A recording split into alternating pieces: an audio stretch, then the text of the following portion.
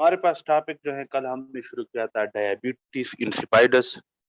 हमने पढ़ा था कि डायबिटीज इंसिपाइडस में क्या होता है, या तो एडीएच की प्रोडक्शन नहीं होती, एंटी डायूरेटिक हार्मोन जिसको वेसोप्रेसिन भी कहते हैं, या तो इसकी प्रोडक्शन नहीं होती, यानी the problem in ADH production और एक्शन।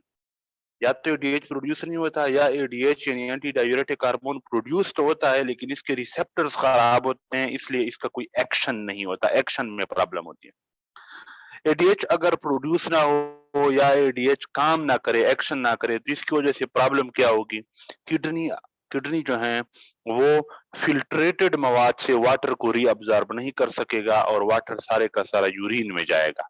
यानी the problem in ADH production या action which leads to the water loss via kidneys, kidneys के जरिए से पानी लॉस होगा, यूरिन में जाएगा, क्योंकि किडनी से आप वाटर को रीअब्जॉर्ब नहीं कर सकेंगे अगर एडीएच की प्रोडक्शन या एक्शन में मसला होगा। तो जब बहुत ज्यादा वाटर किडनी के जरिए से लॉस होगा, यूरिन में जाएगा, तो नतीजे में क्या होगा, यूरिन की ओस्मोलिटी क्या हो जाएगी, यूरिन की कंसंट्रेशन, यूरिन का गाढ़ापन क्या हो जाएगा, कम हो जाएगा, क्योंकि यूरिन के अंदर बहुत ज्यादा पानी जा रहा है। ठीक है। और प्लाज्मा की ओस्मोलिटी, प्लाज्मा की कंसंट्रेशन, प्लाज्मा यानी ब्लड का गाढ़ापन ज्यादा हो जाएगा, क्योंकि वाटर सारे का सारा फिल्टर होकर यूरिन में जा रहा है, तो ब्लड के अंदर वाटर कम हो गया है, पानी कम हो गया है। तो जब पानी कम होता है तो कंसंट्रेशन, गाढ़ापन, ओस्मोलिटी ये ज्यादा होती है, तो इसलिए ब्लड की ओस्मोलिटी ज्यादा हो जाएगी, क्योंकि पीछे ब्लड में थोड़ा पानी रह गया है।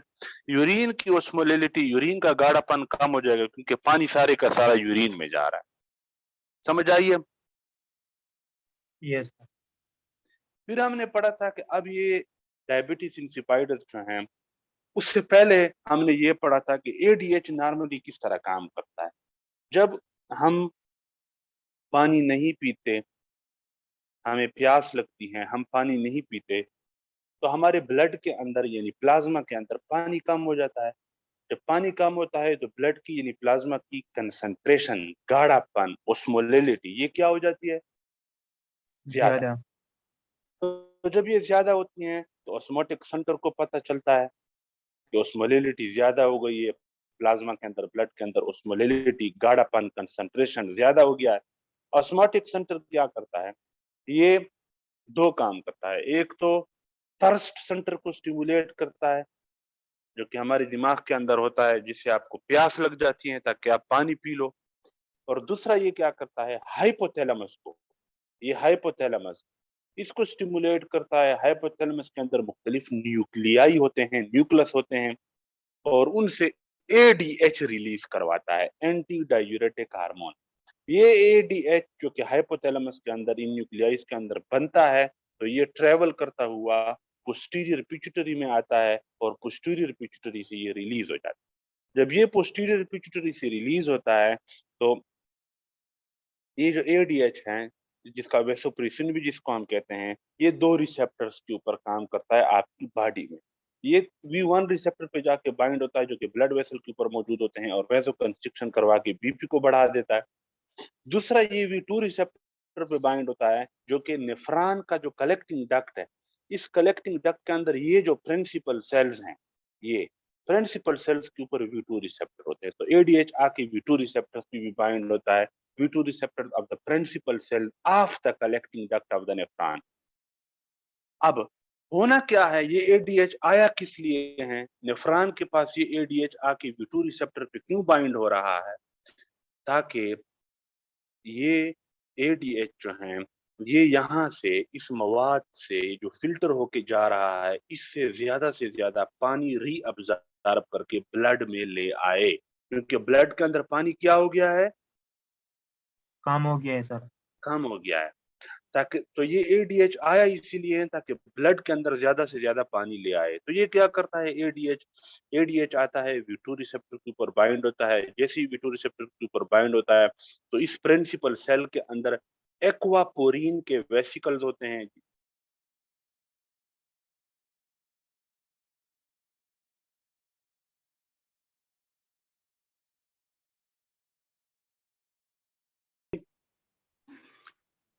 Yes sir.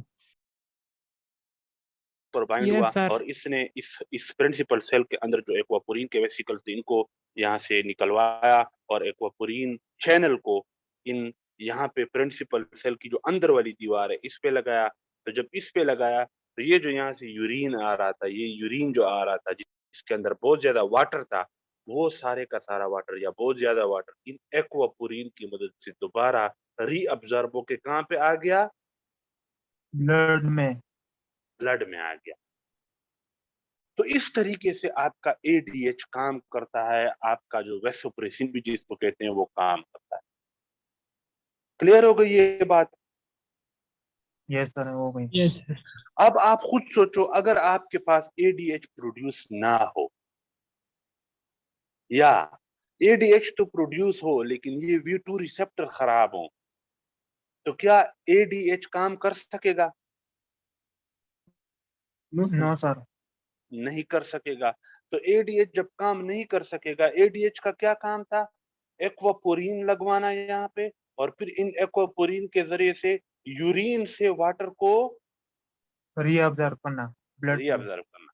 तो जब एडीएच ये काम नहीं कर सकेगा तो हम ये कह सकते हैं कि यूरिन के अंदर बहुत ज्यादा वाटर जाएगा, ये यूरिन बहुत ज्यादा वाटरी होगा।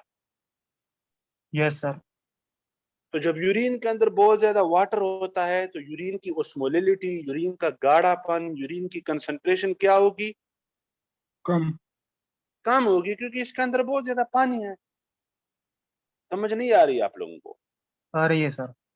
हम ये कहेंगे कि नॉर्मल इंसान में एडीएच आता है, वो यूरिन से वाटर को रीअब्जॉर्ब करता है और नतीजे में क्या हो जाता है? यूरिन की ओस्मोलिटी, यूरिन का गाढ़ापन ज्यादा हो जाता है, क्योंकि वाटर तो आपने इससे निकाल दिया। तो अब ये जो पीछे यूरिन है ये गाढ़ा यूरिन है। और ब्लड की ओस्मोलिटी क्या हो जाती है? ब्लड का गाढ़ापन, ब्लड का कंसंट्रेशन क्या हो जाता है? वाटर के आने से काम हो कम हो जाएगा। जाता है, कम हो जाएगा। एडीएच नॉर्मल इंसान में इस तरह करता है कि यूरिन की कंसंट्रेशन, यूरिन की ओस्मोलिटी को कम करता है और ब्लड की कंसंट्रेशन, ब्लड की ओस्मोलिटी को, ज्यादा करता यूरिन है। की कंसंट्रेशन, यूरिन की ओस्मोलिटी को क्या करता है? एडीएच। समझ नहीं आ रही आप लोगों को? आ रही है सर। वाटर रिअब्जॉर्ब होगा ब्लड की तरफ तो उसकी हाँ, तो की यूरिन पीछे गाढ़ा हो जाएगा, यानी यूरिन की कंसंट्रेशन, यूरिन की ओस्मोलिटी क्या हो जाएगी? ज्यादा हो ज्यादा। जाएगी। ज्यादा हो जाएगी, और ब्लड की कंसंट्रेशन, ब्लड की ओस्मोलिटी क्या हो जाएगी? कम हो जाएगी सर। ये नॉर्मल इंसान में इस तरह होता है। लेकिन जिस बंदे को डायबिटीज इंसिपिडस हो या एडीएच प्रोड्यूस ना हो रहा हो या एडीएच एक्ट ना कर रहा हो, तो ये एक्वापोरिन नहीं होंगे। एक्वापोरिन नहीं होंगे तो आप यूरिन से वाटर को रीअब्जॉर्ब नहीं कर सकते, नहीं कर सकते तो वो सारे का सारा वाटर यूरिन में जाएगा, यानी यूरिन की ओस्मोलिटी, यूरिन का गाढ़ापन क्या होगा? कम होगा। कम होगा। और ब्लड का ज्यादा होगा, क्योंकि ब्लड में वाटर नहीं आ रहा। तो ये क्लियर कट चीज है। तो ये हमने डिस्कस किया हुआ है। अब हमने पढ़ा है कि डायबिटीज इंसिपिडस की काजेस क्या थी, यानी एडीएच की प्रोडक्शन कम हो जाती है। क्यों कम हुई सेंट्रल डायबिटीज इंसिपिडस में? कभी कभी इसकी कोई काज मालूम नहीं होती, यानी इडियोपैथिक होता है, बगैर किसी वजह के मालूम हुए एडीएच की प्रोडक्शन जो है आपकी पिट्यूटरी से, आपके हाइपोथैलेमस से काम हो जाती है। दिमाग की कोई सर्जरी की आपने और हाइपोथैलेमस को या इंटीरियर पिट्यूटरी को डैमेज कर दिया तो एडीएच की प्रोडक्शन कम हो जाएगी। इसी तरह अगर ट्रामा हो गया, एक्सीडेंट हो गया, दिमाग लग गया, पिट्यूटरी के अंदर कोई ट्यूमर हो गया या आपके अपने इम्यून सिस्टम ने पिट्यूटरी के ऊपर या हाइपोथैलेमस के ऊपर अटैक कर दिया, तो हाइपोथैलेमस और पिट्यूटरी से हार्मोन प्रोड्यूस नहीं होंगे। इस्कीमिक एन्सेफेलोपैथी हो गई, यानी ये जो हाइपोथैलेमस है, जो पिट्यूटरी, इसके पास जो ब्लड आ रहा होता है, इनको सप्लाई जो ब्लड की हो रही होती है, अगर ये ब्लड कम आ जाए यानी इस्कीमिया हो जाए तो ये हाइपोथैलेमस और जो पिट्यूटरी हैं वो सही तरीके से काम नहीं करेंगे, एडीएच की प्रोडक्शन डिक्रीज हो जाएगी, डायबिटीज इंसिपिडस हो जाएगा। इसी तरह फेमिलियल सेंट्रल डायबिटीज इंसिपिडस, ये भी जेनेटिक काजेस की वजह से होता है। ट्यूमर मेटास्टेसिस, यानी किसी और जगह का ट्यूमर था, कैंसर था और वो मेटास्टेसाइज हो गया, फैल गया। जैसे एक ट्यूमर है, एक कैंसर है लैंगरहांस सेल हिस्टोसाइटोसिस। ये लैंगरहांस सेल हिस्टोसाइटोसिस मेटास्टेसाइज होके, फैल के, अगर ये इस तरह हाइपोथैलेमस में और पिट्यूटरी में आ जाए तो यहाँ से एडीएच की प्रोडक्शन क्या हो जाएगी, डिक्रीज हो जाएगी, और एडीएच की प्रोडक्शन जब डिक्रीज होगी तो डायबिटीज इंसिपाइडस होगा, इसको हम सेंट्रल डायबिटीज इंसिपाइडस कहते हैं। नेफ्रोजेनिक डायबिटीज इंसिपाइडस में क्या होता है, हमने पढ़ा कि जो V2 रिसेप्टर्स होते हैं एडीएच के, ये खराब होते हैं, इसलिए एडीएच के जो रिसेप्टर्स होते हैं ये रिस्पांस नहीं करते क्योंकि ये रिसेप्टर खराब है। तो decrease response by kidneys ADH receptors, ADH की जो रिसेप्टर किडनी के ऊपर हैं यानी V2, ये खराब होते हैं, ये सही तरीके से रिस्पांस नहीं करते। अब ये क्यों खराब है ये V2 रिसेप्टर? हेरिडिटरी हो सकते हैं, यानी जेनेटिकली जीन्स में कोई प्रॉब्लम था। जीन्स में क्या प्रॉब्लम हो सकती है, वो जीन जो इस V2 रिसेप्टर को बनाने के लिए रिस्पॉन्सिबल था, अगर वो जीन खराब हो जाए तो V2 रिसेप्टर सही नहीं बनेगा, यानी ADH V2 receptor mutation, ADH V2 receptor gene mutation, वो जीन अगर म्यूटेटेड हो जाए। इसी तरह एक्वापोरिन रिसेप्टर जीन म्यूटेशन, कि ये तो ठीक हो, लेकिन ये जो एक्वापोरिन है अगर इसको बनाने वाली जो जीन्स हैं वो खराब हो जाए तो एक्वापोरिन रिसेप्टर सही तरीके से काम नहीं करेंगे, तो हम कहेंगे एक्वापोरिन रिसेप्टर जीन म्यूटेशन। तो ये हेरिडिटरी है, जेनेटिक प्रॉब्लम इसकी हो जाती है। इसके अलावा मैंने आप लोगों को पढ़ाया था कि लिथियम ये एक ड्रग है जो कि बाइपोलर डिसऑर्डर में यूज होती है। साइकेट्री के पेशेंट्स में जो बाइपोलर डिसऑर्डर है, ये लोग बाइपोलर होते हैं, यानी कभी बहुत ज्यादा डिप्रेस होते हैं और कभी बहुत ज्यादा एक्साइटेड होते हैं। तो इनकी ट्रीटमेंट के लिए, इनके मूड को स्टेबलाइज रखने के लिए लिथियम यूज होता है। लिथियम एक मूड स्टेबलाइजर ड्रग है ताकि मूड एक जगह पे रहे। तो ये भी डायबिटिक इंसिपाइडस करवा सकता है। क्यों, कैसे? हमने पढ़ा है कि प्रिंसिपल सेल के अंदर सोडियम के चैनल भी होते हैं, सोडियम के ऊपर +1 चार्ज होता है, लिथियम के ऊपर भी +1। तो लिथियम ये बंदा यूज कर रहा है बाइपोलर डिसऑर्डर के लिए, तो ये लिथियम इस सोडियम चैनल के जरिए से अंदर घुस सकता है प्रिंसिपल सेल में, और प्रिंसिपल सेल के अंदर आके ये एक्वापोरिन के वेसिकल्स को डैमेज कर सकता है। तो एक्वापोरिन अगर डैमेज हो जाए तो वाटर की रीअब्जॉर्प्शन नहीं होगी, डायबिटीज इंसिपाइडस होगा। ठीक है, तो ये हमने पढ़ लिया था सारा कि it uses sodium channel and enters into the principal cell and destroy the aquaporin vesicle. जब एक्वापोरिन नहीं होंगे तो डायबिटीज इंसिपाइडस होगी, नेफ्रोजेनिक डायबिटीज। इलेक्ट्रोलाइट इम्बैलेंस, अगर हाइपरकैल्सीमिया हो जाए यानी ब्लड के अंदर कैल्शियम ज्यादा हो जाए, और हाइपोकैलीमिया हो जाए यानी ब्लड के अंदर पोटेशियम कम हो जाए, तब भी V2 रिसेप्टर सही तरीके से काम नहीं करते तो डायबिटीज इंसिपाइडस होगा। इसी तरह कुछ ड्रग्स हैं जैसे फोस्कारनेट, ये साइटोमेगाले वायरस की ट्रीटमेंट में यूज होने वाला एंटी वायरल ड्रग है। एम्फोटेरिसिन भी ये फंगल इन्फेक्शंस को ट्रीट करने के लिए यूज होता है, यानी एंटी फंगल है। डाइडेनोसिन ये एंटी HIV ड्रग है। डेमेक्लोसाइक्लिन ये ADH रिसेप्टर एंटागोनिस्ट है, यानी ADH के जो V2 रिसेप्टर है ना, इनको ब्लॉक करने वाला ड्रग है। तो अगर आप ADH रिसेप्टर एंटागोनिस्ट किसी को दो, डेमेक्लोसाइक्लिन, जो ADH रिसेप्टर को बंद करेगा, तो ये रिसेप्टर काम नहीं करेंगे तो डायबिटीज इंसिपाइडस होगा। इसी तरह प्रेगनेंसी में जब एक औरत प्रेग्नेंट होती है तो कुछ प्रेग्नेंट औरतों में V2 रिसेप्टर प्रेगनेंसी की वजह से सही काम नहीं करेंगे, सही रिस्पांस नहीं देंगे, तो डायबिटीज इंसिपाइडस होगा। हमने पढ़ा था कि सिम्टम्स इन लोगों में क्या होंगी। सिम्टम्स इस जो है वो पोलिडिप्सिया होंगी, दोनों में बहुत ज्यादा प्यास लगेगी। बहुत ज्यादा प्यास क्यों लगेगी? क्योंकि सारा वाटर का सारा सारे का सारा यूरिन में जा रहा है, यूरिन में। ब्लड के अंदर वाटर तोड़ा है, प्लाज्मा ब्लड के अंदर वाटर तोड़ा है, कंसंट्रेशन ज्यादा है, तो ये ऑस्मोलिटी ज्यादा है, तो ऑस्मोटिक सेंटर थर्स्ट सेंटर को स्टिमुलेट करके आपको प्यास लगवाता है, तो इसलिए पोलिडिप्सिया होगा, आपको ज्यादा प्यास लगेगी, आप ज्यादा पानी पियोगे। पॉलीयूरिया, बहुत ज्यादा पेशाब आएगा। क्यों? क्योंकि आप यहाँ से यूरिन से वाटर को रीअब्जॉर्ब नहीं कर सकते, यूरिन से वाटर को रीअब्जॉर्ब नहीं कर सकते, तो बहुत ज्यादा यूरिन जा रहा है। पीछे से आप बहुत ज्यादा पानी पी रहे हो तो बहुत ज्यादा फिल्टर होके मवाद आ रहा है जिसको आप रीअब्जॉर्ब नहीं कर सकते, तो ये सारे का सारा यूरिन में जा रहा है, इसलिए आप ज्यादा पानी पियोगे पोलिडिप्सिया, और ज्यादा यूरिन करोगे पोलियूरिया, रात को भी ज्यादा यूरिन करोगे नोक्टूरिया।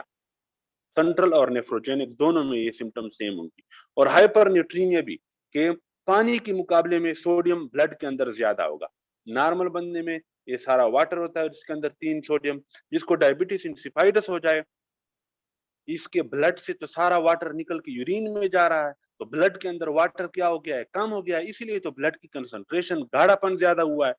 ब्लड के अंदर वाटर कम है एज कंपेयर टू सोडियम, तो हम कहेंगे कि हाइपरन्यूट्रीमिया है, यानी more sodium in the blood comparing to water in the blood. Blood के अंदर, ब्लड वेसल्स के अंदर पानी के मुकाबले में सोडियम ज्यादा होगी डायबिटीज इंसिपिडस वाले पेशेंट में, इसलिए इन लोगों में हाइपरनेट्रीमिया भी होगा दोनों में। समझ आई है? Yes sir. ये तो हमने कल भी सारा पढ़ा था। टाइम हमारे पास कितना है टाइम है 10 मिनट, आबिद? 10 मिनट से ज्यादा। सिर्फ 10 मिनट है। ज्यादा अच्छा चलिए ठीक है। तो डायग्नोसिस हम कैसे डायग्नोसिस करेंगे? डायग्नोसिस के लिए देखो, आपने एक कंडीशन होती है जिसका नाम है प्राइमरी पोलिडिप्सिया। ये नफसियाती मसला होता है, पेशेंट को साइकोलॉजिकल रीजन होती है और धड़ाधड़ पानी पीता है, धड़ाधड़ पानी पीता है, टनों के हिसाब से। टन तो खैर बहुत ज्यादा है, ड्रमों के हिसाब से बल्कि ड्रम भी बहुत ज्यादा है, लेकिन कहने का मतलब ये है कि बहुत ज्यादा पानी पीता है नफ्सियाती मसले की वजह से, साइकेट्रिक प्रॉब्लम की वजह से, उसको कहते हैं प्राइमरी पोलिडिप्सिया। तो अब जब आप डायग्नोसिस करोगे, देखो जिसको प्राइमरी पोलिडिप्सिया है ये भी बहुत ज्यादा पानी पिएगा, बहुत ज्यादा पानी पिएगा तो बहुत ज्यादा पेशाब आएगा, आएगा ना? Yes sir. तो इसीलिए प्राइमरी पोलिडिप्सिया वाले मरीज में भी यही अलामात होंगी कि पोलिडिप्सिया होगा, बहुत ज्यादा पानी पिएगा, पोलीयूरिया और नोक्चोरिया होगा, बहुत ज्यादा पेशाब आएगा। तो आपने डिफरेंशिएट करना है कि आया इस बंदे को ये जो पोलिडिप्सिया और पोलीयूरिया हो रहा है ये डायबिटिक इंसिपाइडस की वजह से है या ये प्राइमरी पोलिडिप्सिया की वजह से है। समझ नहीं आई आप लोगों को? आइए सर। अब देखो, हमने पढ़ा है ना कि डायबिटीज इंसिपाइडस में प्रॉब्लम क्या होती है, सेंट्रल डायबिटीज और नेफ्रोजेनिक डायबिटीज इंसिपाइडस में प्रॉब्लम क्या होती है? दे can not absorb reabsorb water from the collecting duct of the kidney. ये वाटर यूरिन से रीअब्सॉर्ब नहीं हो सकता जिन लोगों को डायबिटीज इंसिपाइडस। ये पढ़ा है ना हमने? सर तो जो डायबिटीज इंसिपाइडस हैं, चाहे वो सेंट्रल डायबिटीज इंसिपाइडस है या नेफ्रोजेनिक डायबिटीज इंसिपाइडस है, प्रॉब्लम इनमें ये है कि they can not reabsorb water from the collecting duct of the kidneys. नतीजे में क्या होता है? They are urinating a lot of water, यानी इनकी यूरिन के अंदर बहुत ज्यादा वाटर जा रहा होता है, लॉस हो रहा होता है, पानी जिस्म से निकल रहा होता है यूरिन की शक्ल में। तो इसलिए प्रॉब्लम है कि दस the problem is water deficiency in the blood. Blood के अंदर वाटर कम हो गया क्योंकि वाटर सारे का सारा कहां निकल रहा है? यूरिन के जरिए से निकल रहा है। तो डायबिटीज इंसिपाइडस में प्रॉब्लम क्या है कि ब्लड के अंदर वाटर की डिफिशियंसी हो जाती है, क्योंकि सारे का सारा वाटर तायर कहां जा रहा है? यूरिन में। वो क्यों जा रहा है? क्योंकि एडीएच काम नहीं कर रहे, वाटर को रीअब्सॉर्ब नहीं कर सकते, यूरिन से रीअब्सॉर्ब नहीं कर सकती, इसलिए सारे का सारा वाटर यूरिन में जा रहा है, urinating a lot of water. तो सारे का सारा वाटर जब यूरिन में जाएगा तो ब्लड में वाटर की डिफिशियंसी हो जाएगी। तो डायबिटीज इंसिपाइडस में प्रॉब्लम ये होती है कि वाटर डिफिशियंसी होता है इन द ब्लड। आप बात समझ आ रही है आपको? यस सर, आ रही है सर जी। अच्छा, प्राइमरी पोलिडिप्सिया में क्या प्रॉब्लम होती है? देखो, दे ऑलरेडी हैव एनफ वाटर, क्योंकि इन लोगों का एडीएच तो नॉर्मल काम कर रहा है ना। इन लोगों को तो मसला सिर्फ नफ्सियाती है, नफ्सियाती ज्यादा से ज्यादा पानी पी रहे हैं, एडीएच इनका काम करता है और एडीएच किडनी से वाटर की रीअब्जॉर्प्शन भी करते हैं, इसलिए इनके ब्लड के अंदर एनफ वाटर मौजूद होता है। They already have enough water, but still they are constantly thirsty. फिर भी हर वक्त इनको प्यास लगी होती है नफ्सियाती वजूहात की वजह से। और चूंकि ये हर वक्त थर्स्टी रहते हैं, प्यासे रहते हैं नफ्सियाती वजूहात की वजह से, दे ड्रिंक एनफ वाटर, ये फिर और पानी पीते हैं। तो जब ये और पानी पीते हैं तो इनके जिस्म के अंदर, इनके बॉडी के अंदर, इनके ब्लड के अंदर वाटर क्या हो जाता है? दस द बहुत प्रॉब्लम इज ज्यादा हो जाता है। Water overload. देखो, जिन लोगों को प्राइमरी पोलिडिप्सिया है ना, गौर से सुनो, वो धड़ाधड़ पानी पीते हैं क्योंकि उनको प्यास लगती है। तो जब वो बहुत ज्यादा पानी पीते हैं, ये फिल्टर होके इधर आता है, एडीएच इनके काम कर रहे होते हैं, वो इस वाटर को क्या करते हैं?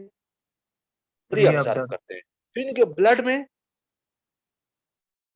वाटर आ जाता है।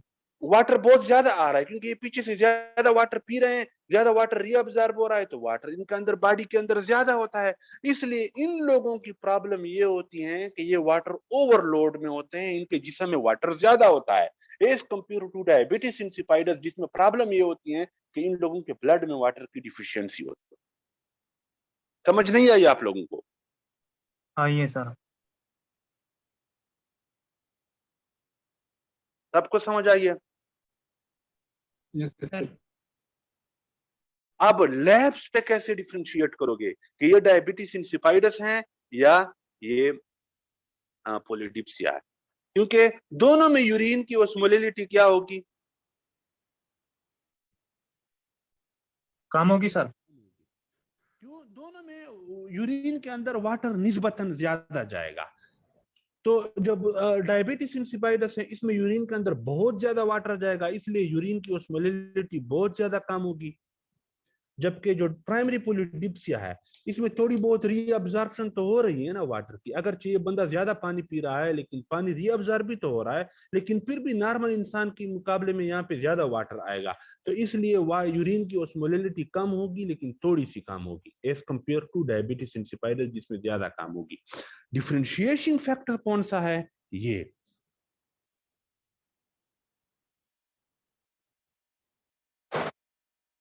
कि प्लाज्मा के अंदर सोडियम की कंसंट्रेशन, प्लाज्मा के अंदर सोडियम की कंसंट्रेशन। मैं आप लोगों को पहले भी बता चुका हूं, ये मैं यहाँ पे दोबारा से ड्रा करता हूं।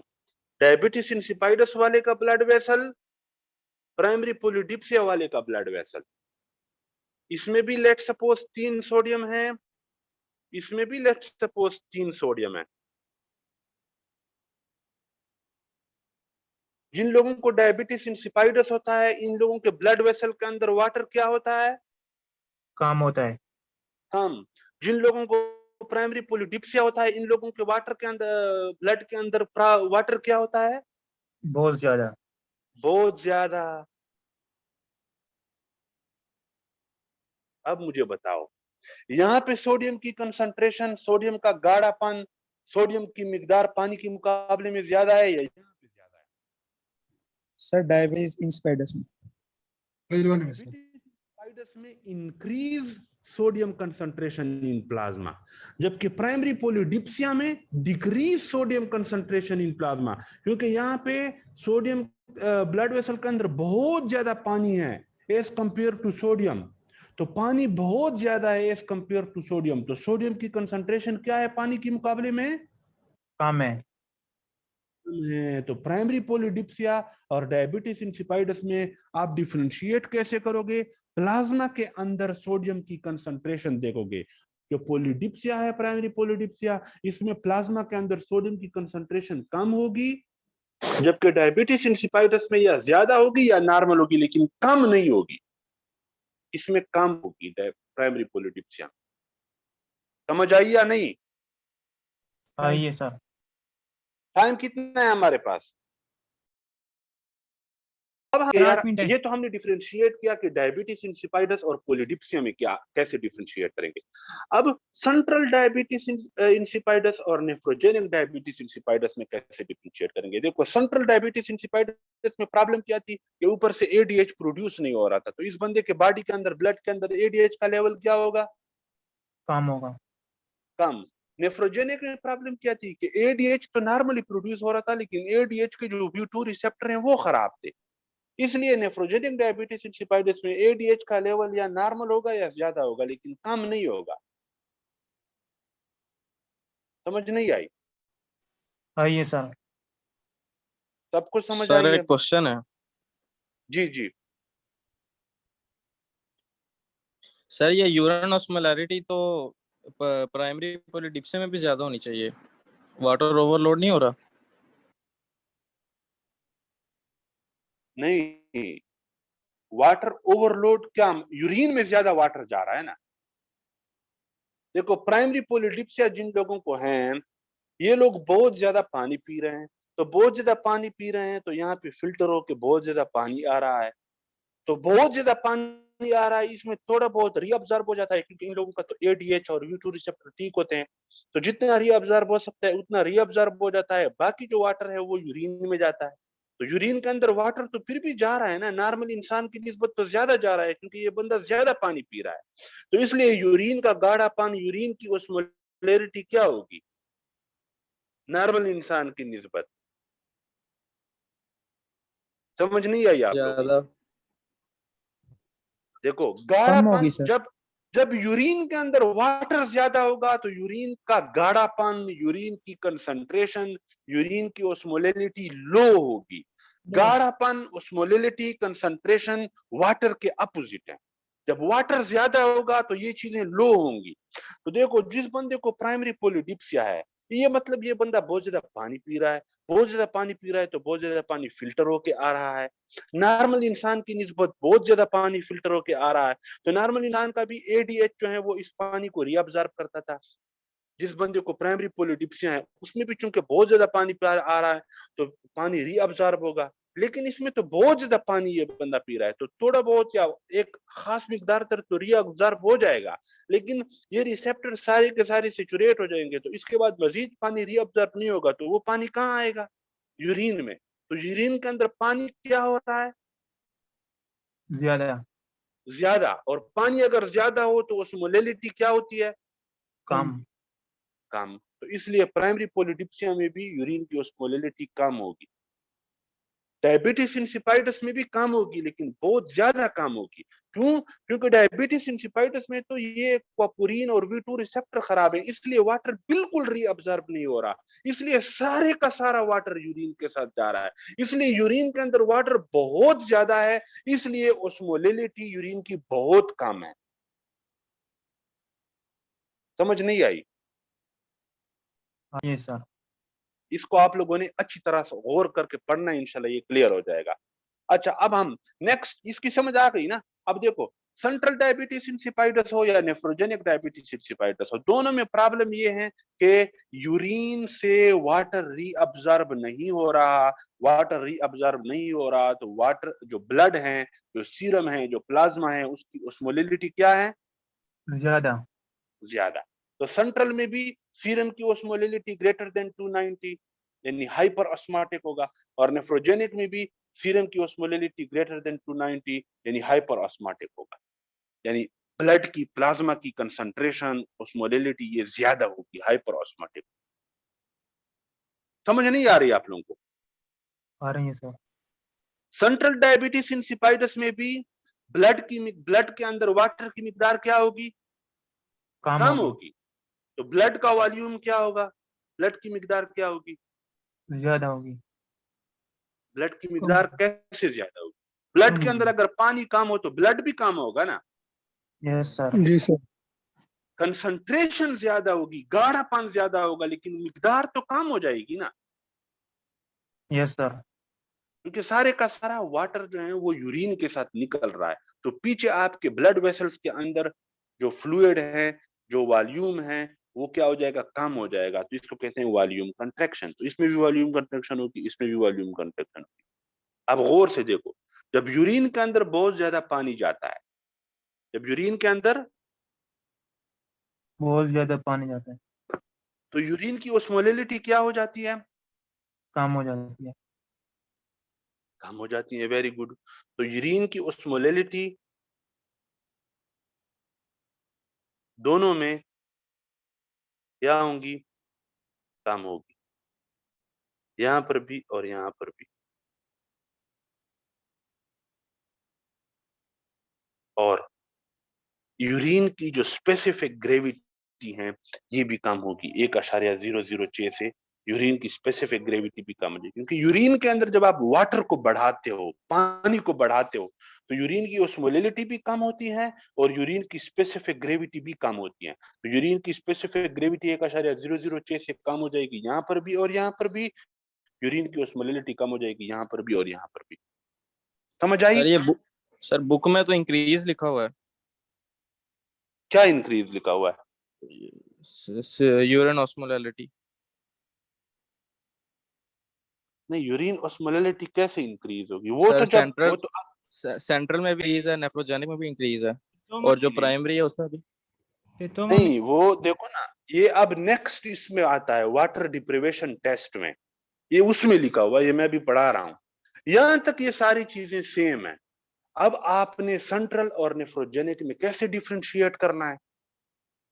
एक तो एडीएच के लेवल पे, कि सेंट्रल में एडीएच लो होगा, नेफ्रोजेनिक में एडीएच नॉर्मल या ज्यादा होगा। बाकी सीरम ओस्मोलैलिटी पॉइंट नंबर 2 भी दोनों में सेम, पॉइंट नंबर 3 भी दोनों में सेम, पॉइंट नंबर 4 भी दोनों में सेम।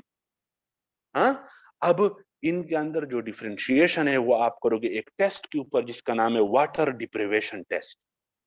जिस बंदे को सेंट्रल डायबिटीज इंसिपाइडस है आप उसका वाटर डिप्रिवेशन टेस्ट करो, जिस बंदे को नेफ्रोजेनिक डायबिटीज इंसिपाइडस है इसका भी आप वाटर डिप्रिवेशन टेस्ट करो। ये आपको डिफरेंशिएट करके बताएगा कि इस बंदे को कौन सा डायबिटीज इंसिपाइडस है। ये जो आप बात कर रहे हो ना कि यूरिन ऑस्मोलैरिटी ज्यादा लिखी हुई है, वो इस टेस्ट के बाद है।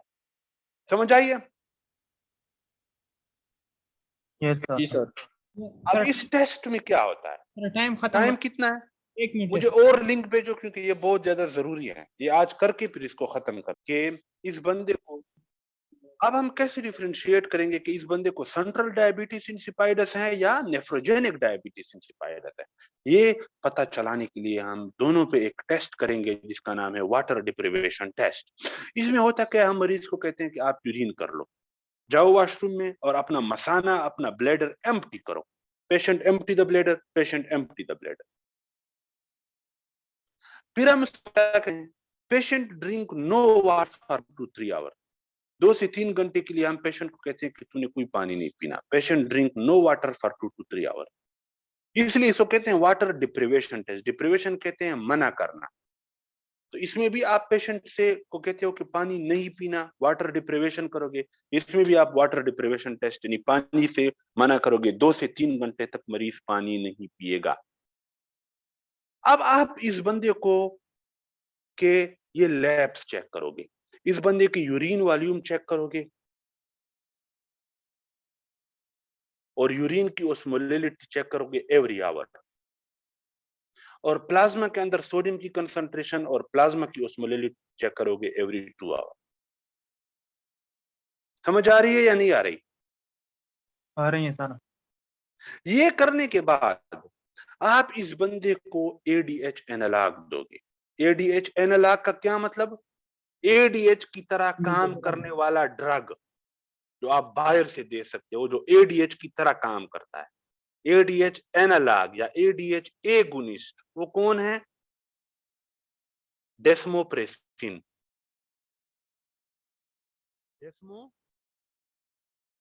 पेशिन। डेस्मोप्रेसिन आपने बाहर एक दवाई बनाई जो कि बिल्कुल एडीएच की तरह काम करती है, वेसोप्रेसिन की तरह काम करती है। एडीएच का दूसरा नाम क्या है? डेस्मोप्रेसिन। वेसोप्रेसिन। एडीएच का दूसरा नाम है वेसोप्रेसिन। जो आपने इसका एनालॉग बाहर बनाया, इसकी तरह की चीज बनाई बाहर लेबोरेटरी में, उसका नाम है डेस्मोप्रेसिन। तो बेसिकली एडीएच यानी वेसोप्रेसिन और डेस्मोप्रेसिन एक ही तरह का काम करेंगे, और वो काम क्या है? V2 रिसेप्टर को स्टिमुलेट करना।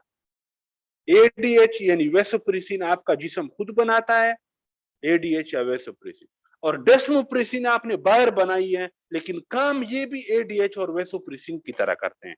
तो इसलिए आप इस बंदे को बाहर से एडीएच एनालॉग दोगे, एडीएच की तरह काम करने वाला ड्रग यानी डेस्मोप्रेसिन दोगे। समझ आई या नहीं आई? आइए सर। अब गौर से, अब बस ये आखिरी जो 5-6 मिनट है ये आप लोगों ने गौर से सुनना है। देखो, आपने देखना है कि नॉर्मल हेल्थी पर्सन में क्या होता है जब आप वाटर डिप्रिवेशन करते हो, यानी उसको कहते हो कि पानी ना पियो। जिस बंदे को सेंट्रल डायबिटीज इंसिपाइडस है उसमें क्या होता है जब आप वाटर डिप्रिवेशन करते हो, और जिस बंदे को नेफ्रोजेनिक डायबिटीज इंसिपाइडस होता है उसमें क्या होता है जब आप वाटर डिप्रिवेशन। बहुत जरूरी है। एक नॉर्मल इंसान है, अब जैसे तायर शाह है, ये नॉर्मल हेल्थी पीपल है, इसको मैंने वाटर डिप्रिवेशन कर दिया, मैंने इसको कहा कि तुमने पानी नहीं पी, वाटर डिप्रिवेशन, ये पानी नहीं पी रहा।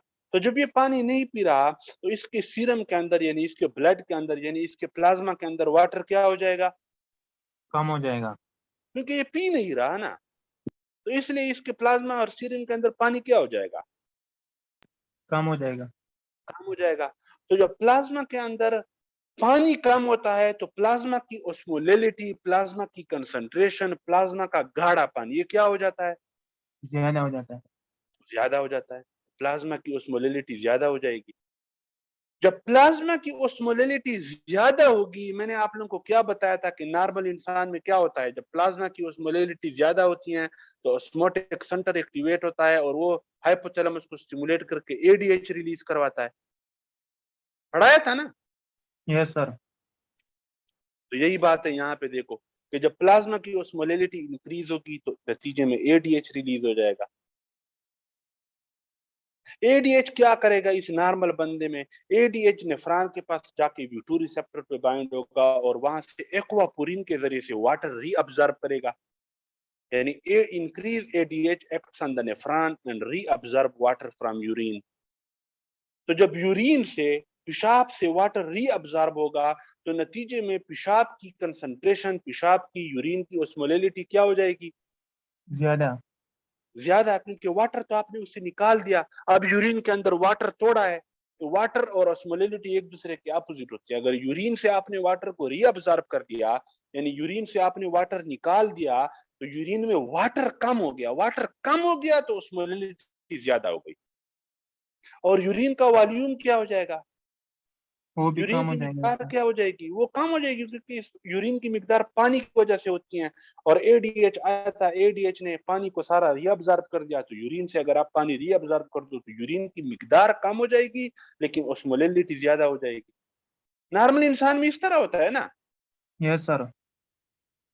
तो नॉर्मल इंसान का वॉल्यूम और ओस्मोलैरिटी आप जब घंटे बाद चेक करते हो वाटर डिप्रिवेशन के बाद, तो यूरिन की ओस्मोलैरिटी ज्यादा हो जाती है और यूरिन का वॉल्यूम कम हो जाते हैं सर।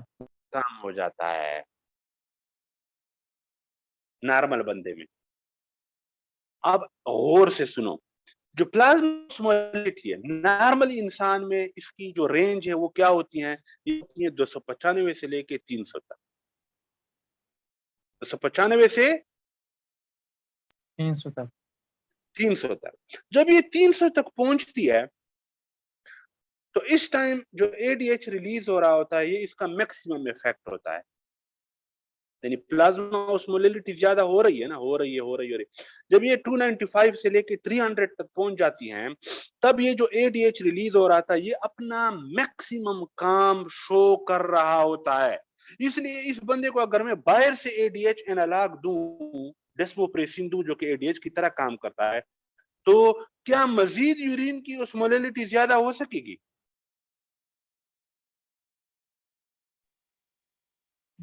देखो, एडीएच आ रहा है और मैक्सिमम जो रिसेप्टर्स हैं V2 के, उनको स्टिमुलेट कर रहा है और वाटर रीअब्जॉर्ब हो रहा है। नॉर्मल बनता है। इसको अगर मैं बाहर से एडीएच का एनालॉग भी दे दूं जो एडीएच की तरह काम करता है, तो वो भी यहाँ पे आएगा। तो क्या वो वाटर की रीअब्जॉर्प्शन को और ज्यादा कर देगा? नहीं, पर ये तो फिर नहीं Yes, sir. करेगा। करेगा। नहीं करेगा, क्योंकि एडीएच ऑलरेडी आ रहा है और जितना काम यहाँ पे हो सकता है, ये रिसेप्टर जितना काम कर सकते हैं वो हो रहा है। इसलिए मजीद यूरिन की ओस्मोलैरिटी पे कोई फर्क नहीं पड़ेगा, इवन अगर आप बाहर से इस बंदे को और एडीएच भी दे दो।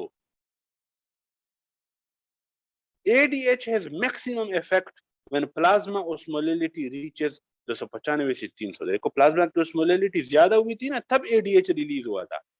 तो प्लाज्मा की ओस्मोलैरिटी जब ज्यादा होते होते 295 से लेकर 300 तक पहुंच जाए, तो एडीएच अपनी मैक्सिमम एक्टिविटी कर रहा होता है और नेफ्रॉन के ऊपर एक्ट कर रहा होता है और यूरिन की ओस्मोलैरिटी इसने बढ़ाई हुई होती है। इस टाइम अगर आप इस बंदे को बाहर से एडीएच की तरह काम करने वाला चीज दोगे, तो यूरिन की ओस्मोलैरिटी इसके नतीजे में और ज्यादा नहीं होगी, क्योंकि जो रिसेप्टर हैं वो अपनी मैक्सिमम एक्टिविटी शो कर रहे हैं।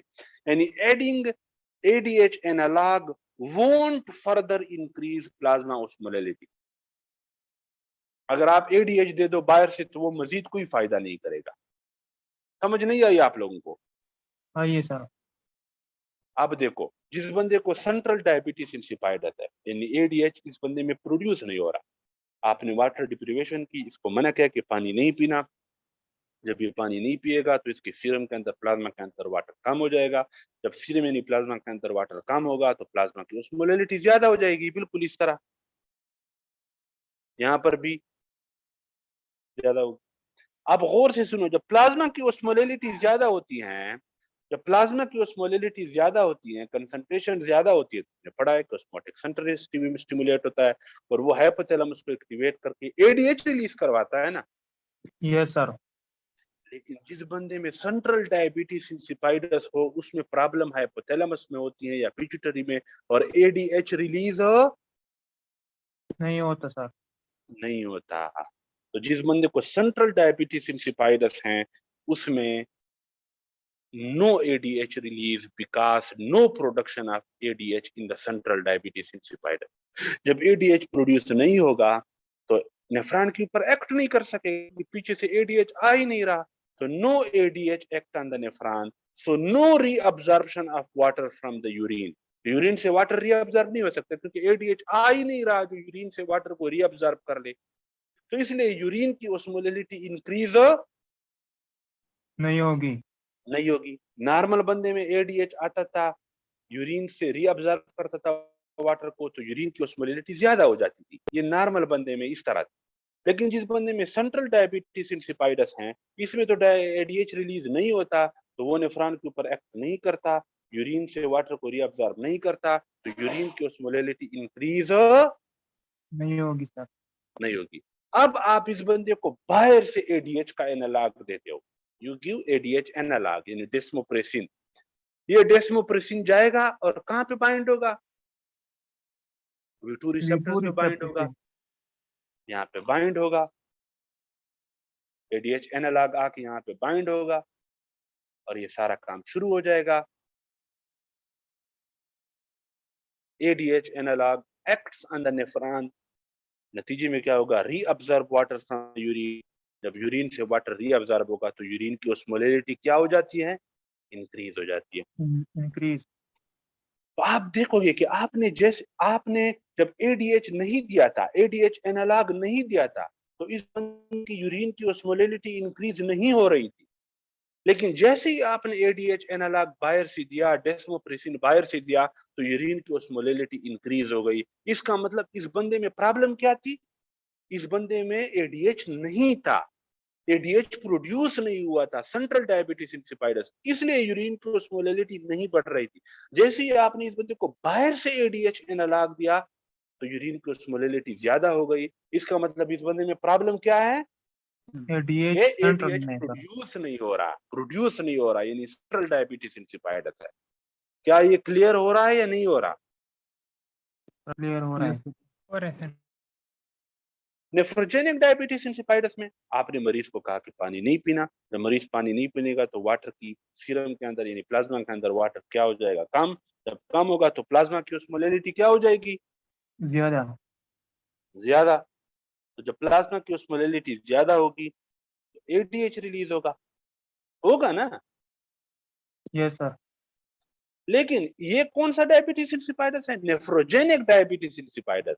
अब इन लोगों में एडीएच तो रिलीज होता है लेकिन एडीएच के रिसेप्टर क्या होते हैं, खराब होते हैं। तो एडीएच तो रिलीज हो गया लेकिन ADH can not act on the nephron because receptors are damage.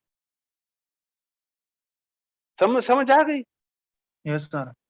तो एडीएच जब नेफ्रॉन के ऊपर एक्ट नहीं कर सकेंगे तो यूरिन की ओस्मोलैलिटी क्या होगी, इंक्रीज, नहीं होगी sir. No increase in urine osmolality. अब आप इस बंदे को क्या देते हो, ADH analogue. ADH analogue, you give ADH analogue. Bore तो नहीं हो रहे हो आप लोग?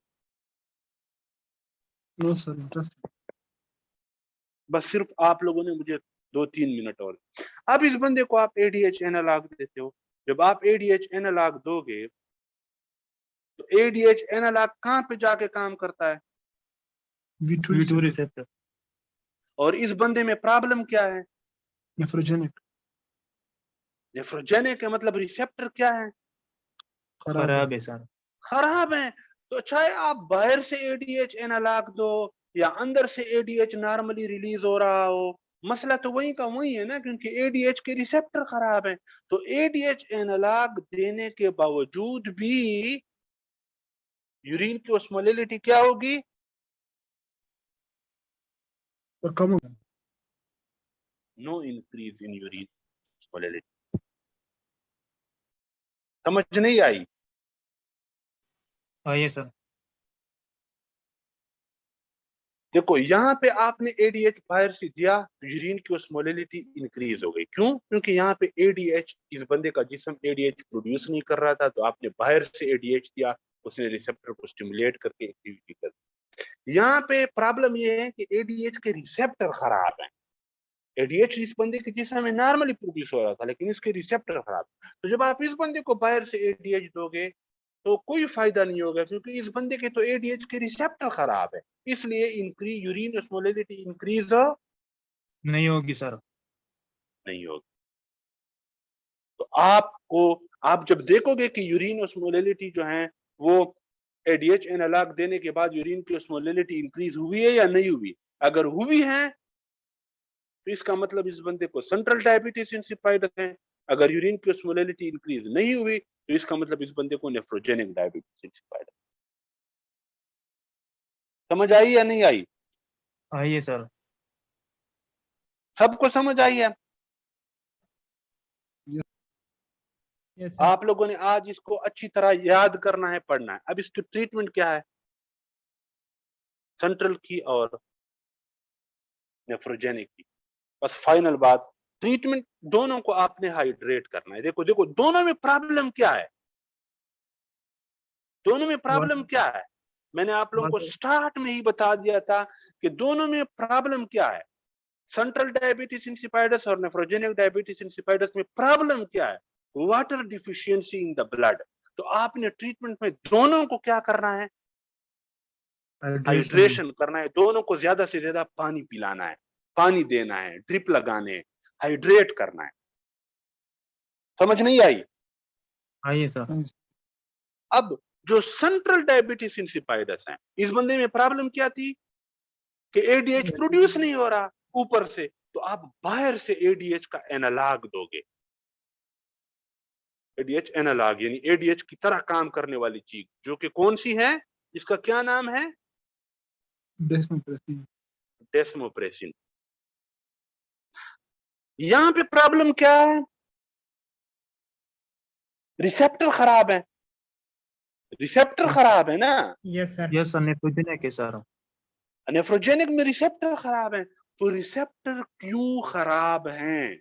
जो चीज रिसेप्टर को खराब कर रही है, लिथियम रिसेप्टर को खराब कर रहा था, जैसे लिथियम रिसेप्टर को खराब कर रहा था, तो लिथियम को लेना बंद कर दो। हाइपरकैल्सीमिया था, हाइपोकैलीमिया था, इनको ठीक कर दो। ये ड्रग्स हैं, इन ड्रग्स को बंद कर दो।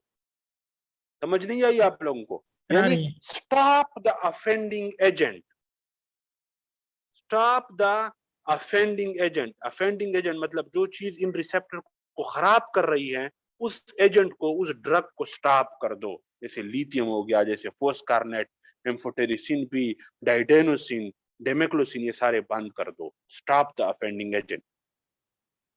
और क्या दो, इंडोमेथासिन दो, जो कि एक क्या है, एनसेड। ये एक एनसेड है। Indomethacin non steroidal anti inflammatory drug है। ये इन V2 रिसेप्टर्स की एक्टिविटी को बढ़ाने में हेल्प करता है, इंडोमेथासिन।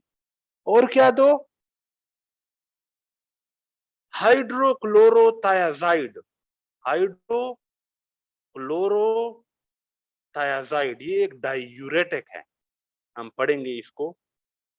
हाइड्रोक्लोरोथायाजाइड, ये जब देंगे तो ये भी यहाँ पे एक्टिविटी को बढ़ाता है, इन रिसेप्टर्स की एक्टिविटी को। V2 रिसेप्टर्स खराब है ना इनमें, तो इनको थोड़ा सा प्रमोट करता है, एक्टिवेट करता है, फंक्शनल करता है, करता है।